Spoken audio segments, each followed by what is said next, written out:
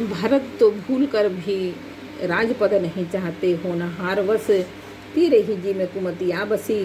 यह सब मेरे पापों का परिणाम है, जिससे कुछ समय में बेमौके विधाता विरवित हो गया।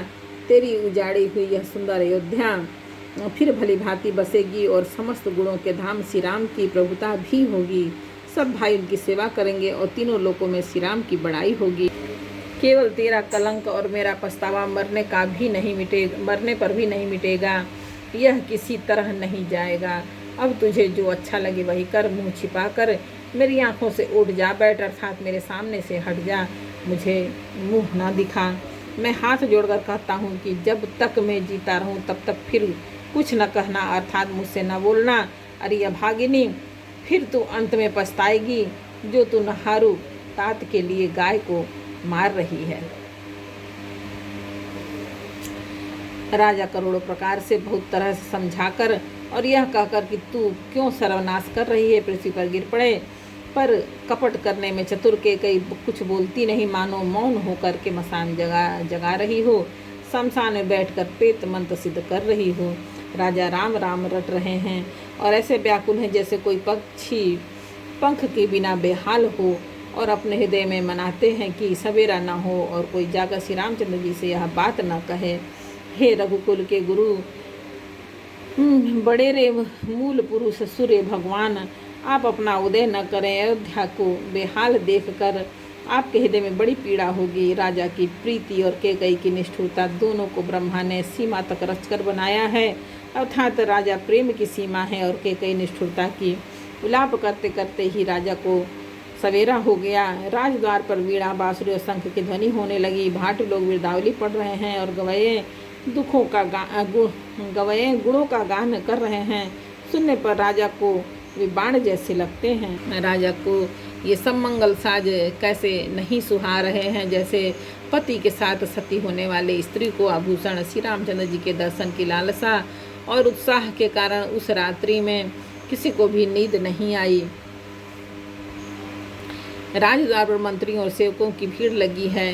वे सब सूर्य का उदय हुआ देखकर कहते हैं कि ऐसा कौन सा विशेष कारण है कि अवधपति दशरथ जी अभी तक नहीं जागे। राजा नित्य ही रात के पिछले पहर जाग जाया करते हैं, किंतु आज हमें बड़ा आश्चर्य हो रहा है। हे सुमंत, जाओ, जाकर राजा को जगाओ, उनकी आज्ञा पाकर हम सब काम करें। तब सुमंत रावले राजमहल में गए, पर महल को भयानक देखकर वे जाते हुए डर रहे हैं। ऐसा लगता है मानो दौड़कर काट खाएगा। उसकी और देखा भी नहीं जाता, मानो विपत्ति और विषाद ने वहाँ डेरा डाल रखा हो। पूछने पर कोई जवाब नहीं देता। वे उस महल में गए जहाँ राजा और कैकेयी थे। जय जय जय जीव कहकर सिर नवाकर वंदना करके बैठे, और राजा की दशा देखकर तो वे सूख ही गए। देखा कि राजा सोच में व्याकुल है, चेहरे का रंग उड़ गया है, जमीन पर ऐसे पड़े हैं मानो कमल जड़ छोड़कर जड़ से उखड़कर मुरझाया पड़ा हो। मंत्री मारे डर के कुछ पूछ नहीं सकते। तब अशुभ से भरी हुई और शुभ से विहीन कैकेयी बोली। राजा को रात भर नींद नहीं आई, इसका कारण जगदीश्वर ही जाने। इन्होंने राम राम रटकर सवेरा कर दिया, परंतु इसका भेद राजा कुछ नहीं बतलाते। तुम जल्दी राम को बुला लाओ, तब जाकर समाचार पूछना, तब आकर समाचार पूछना। राजा का रुख जानकर सुमंत्र जी चले। समझ गए कि रानी ने कुछ कुचाल की है। सुमंत्र सोच में से व्याकुल है, रास्ते पर पैर नहीं पड़ते, आगे बढ़ा नहीं जाता। सोचते हैं कि राम जी को बुलाकर राजा क्या कहेंगे। किस तरह हृदय में धीरज धर कर वे द्वार पर गए। सब लोग उनको मन मारे उदास देकर पूछने लगे। सब लोग का समाधान करके किसी तरह समझा बुझा कर सुमंत्र वहाँ गए जहाँ सूर्य कुल के तिलक श्री रामचंद्र जी थे। श्री रामचंद्र जी ने सुमंत्र को आते देखा तो पिता के समान समझकर उनका आदर किया। श्री रामचंद्र जी के मुख को देखकर और राजा की आज्ञा सुनकर वे रघुकुल के दीपक श्री रामचंद्र जी को अपने साथ लिवा चले। श्री रामचंद्र जी मंत्री के साथ बुरी तरह से बिना किसी लवाज में के जा रहे हैं। यह देखकर लोग जहाँ तहाँ विषाद कर रहे हैं। रघुवंश मणि श्री रामचंद्र जी ने जाकर देखा कि राजा अत्यंत ही बुरी हालत में पड़े हैं, मानो सिंघनी को देखकर कोई बूढ़ा गजराज साम कर गिर पड़ा हो। राजा के होठ सूख रहे हैं, सारा शरीर जल रहा है, मानो मणि के बिना सांप दुखी हो रहा हो।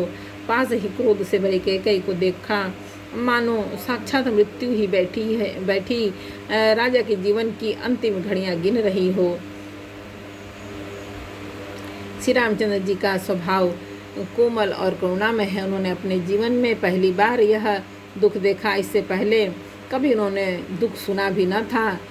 तो भी समय का विचार करके हृदय में धीरज धरकर उन्होंने मीठे वचनों से माता कही से पूछा, है माता, मुझे पिता के दुख का कारण कहो, ताकि जिससे उसका निवारण हो, दुख दूर हो। यह यत्न किया जाए। वह यत्न किया जाए। कैकेयी ने कहा, हे राम सुनो, सारा कारण यही है कि राजा का तुम पर बहुत स्नेह है। उन्होंने मुझे 2 वरदान देने को कहा था। मुझे जो कुछ अच्छा लगा मैंने वही मांगा। उसे सुनकर राजा के हृदय में सोच हो गया, क्योंकि ये तुम्हारा संकोच नहीं छोड़ सकते। इधर तो पुत्र का स्नेह है, उधर वचन प्रतिज्ञा। राजा इसी धर्म संकट में पड़ गए हैं। यदि तुम कर सकते हो तो राजा की आज्ञा सिरोधार्य करो और इनके कठिन कलेश को मिटाओ। एक बार बोलो रामायण मैया की जय। रामचरितमानस के अयोध्या कांड का 5वां समर्पण श्री राम माता।